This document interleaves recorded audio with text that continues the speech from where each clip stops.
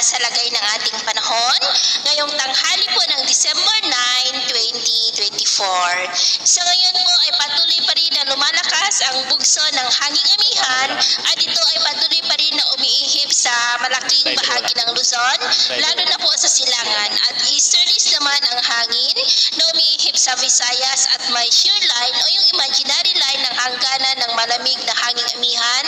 at mainit na easterlies na nag-i-extend po dyan sa may Bicol region, at ang intertropical convergence zone ay nakaka-apekto naman po sa Mindanao. Ang ITCZ po ay tinagurian niya na breeding ground ng mga sama ng panahon dahil kalimitan dyan nagsisimula ang mga sirkulasyon na nakakabuo po ng mga kumpol ng kaulapan, at kaya po ninyo napapansin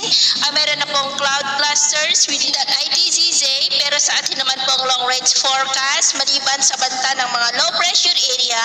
na mabuo sa silangan ng ating bansa ay wala naman pong namamataan na malakas na sirkulasyon o bagyo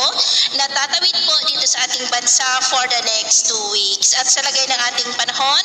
ngayong tanghali ay maayos naman ang panahon sa malaking bahagi po ng ating bansa, pero dahil sa amihan, shear line at mga localized thunderstorm ay cloudy skies with isolated rain sa ilang bahagi ng Cagayan Valley,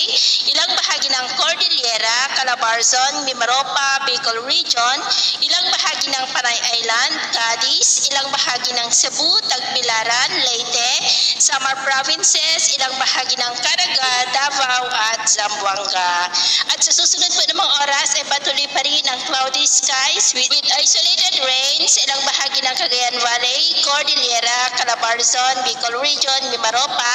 Kabisayaan at ilang bahagi ng Mindanao. Kaya mag-ingat pa rin po tayo sa mga banta pa rin ng mga pagbaha